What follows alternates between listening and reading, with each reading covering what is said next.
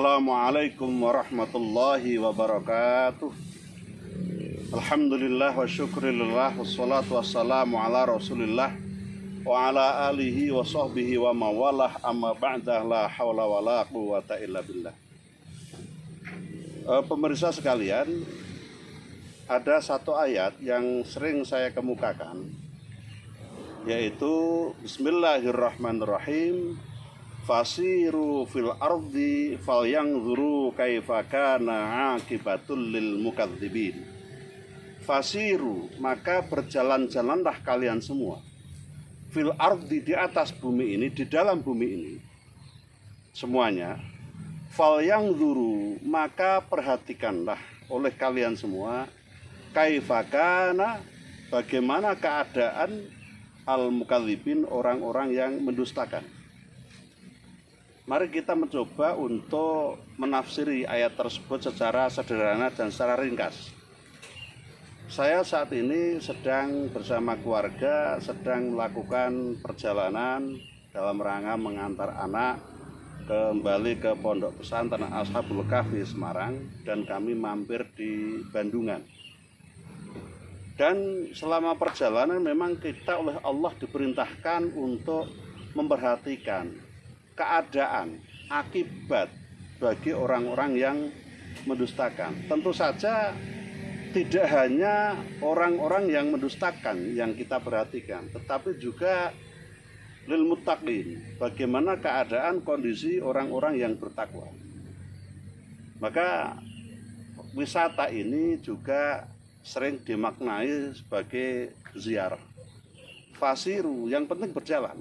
Entah itu berjalan, entah itu wisata, entah itu ziarah, entah itu apapun perjalanan yang dilakukan, maka selama kita bisa memperhatikan keadaan mereka orang-orang yang bertakwa, mereka orang-orang yang pernah mendustakan dan sebagainya, maka kita akan mendapatkan manfaat dari perjalanan itu.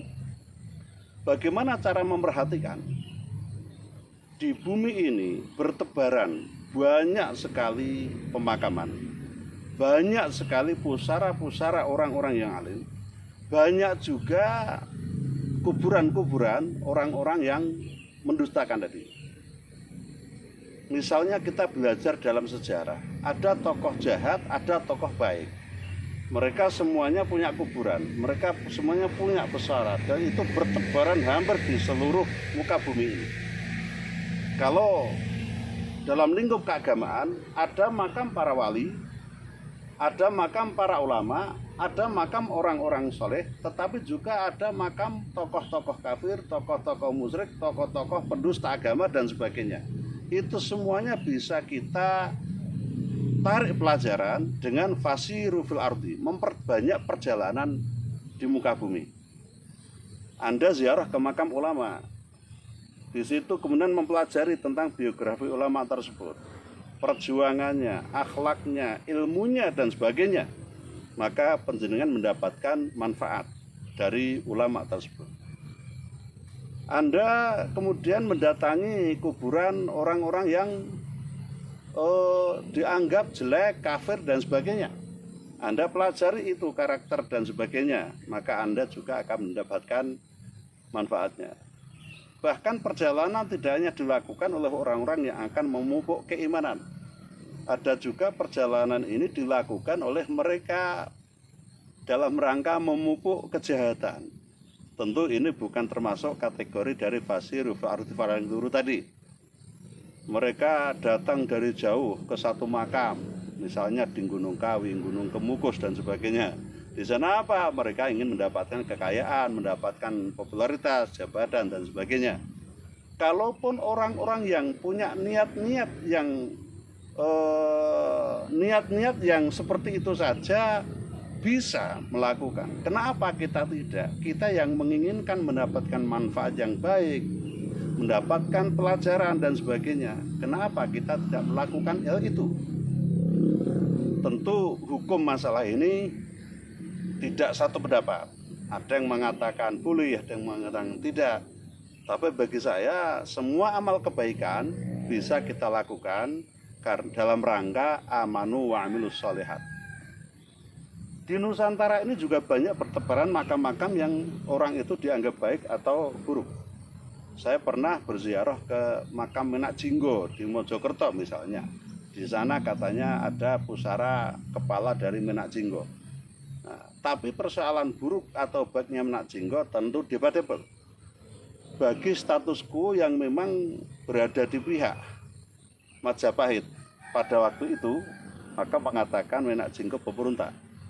Tapi bagi masyarakat Brangwetan, Banyuwangi sekitarnya, Menak Jinggo pahlawan karena kepingin merebut apa yang menjadi haknya. Nah, ini pelajaran-pelajaran sejarah seperti ini perlu terus kita lakukan agar kita bisa mendapatkan perspektif yang selalu berbeda, selalu berkembang, dan selalu bermanfaat.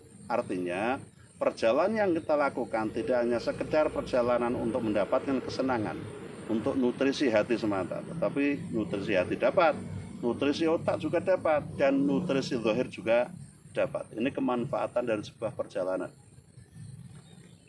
Perjalanan bisa saja kita lakukan dalam rangka silaturahim kepada yang masih hidup, pelajaran tentu nyata. Tapi bisa juga kita lakukan silaturahim dengan orang yang sudah meninggal atau sering kita kita kemukakan sebagai ziarah misalnya. Ziarah Wali Songo tentu manfaatnya banyak, besar. Tujuannya bisa macam-macam. Ada yang pengen mengalap berkah, ada yang kepengen menelusuri jejaknya, ada yang kepengen mengetahui sejarahnya, ada yang kepengen mendapatkan ilmunya, ada yang kepengen berkirim doa dan sebagainya. Terserah tujuan mereka. Persoalan tujuan baik atau buruk kita serahkan kepada Allah. Kita tentu tidak bisa menghakimi mereka yang datang karena itu berada di dalam hati mereka. Lalu mereka yang datang kepada misalnya makam Menak Jinggo yang saya sebutkan tadi, misalnya mereka yang datang ke makam Gajah Mada yang tentu saja persoalan agama bisa debatable, silahkan saja. Yang penting semuanya adalah fal yang zuru, perhatikan kaifakana, bagaimana keadaan, bagaimana akibat, bagaimana perjalanan pelajaran yang bisa kita ambil dari mereka, baik itu lil mukallibin, lil muttaqin, lil solehin, lil alimin, lil amilin dan sebagainya. Perhatikan, jadikan pelajaran, ambil manfaatnya. Kalau memang kita itu mengunjungi satu tempat, di situ mendapatkan cerita tentang tokoh setempat dan tokoh itu dianggap kurang baik, maka ini pelajaran yang diambil. Kita harus bertaubat karena kita pun punya sisi-sisi keburukan, ketidakbaikan di dalam diri kita. Lalu kalau kita berziarah, mengunjungi ke suatu tempat, mendapatkan cerita-cerita kebaikan, cerita-cerita tentang orang baik, maka jadikan pelajaran untuk lebih bisa memperbaiki diri. Maka hasil perjalanan itu adalah pertama, taubatan ilallah dari seluruh kesalahan yang pernah kita perbuat.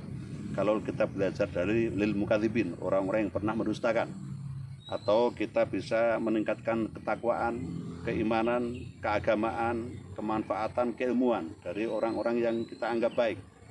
Bisa juga kita mendapatkan cerita-cerita kebaikan, cerita-cerita keburukan, dan aneka kisah yang bisa kita pelajari. Itulah hikmah dari perjalanan.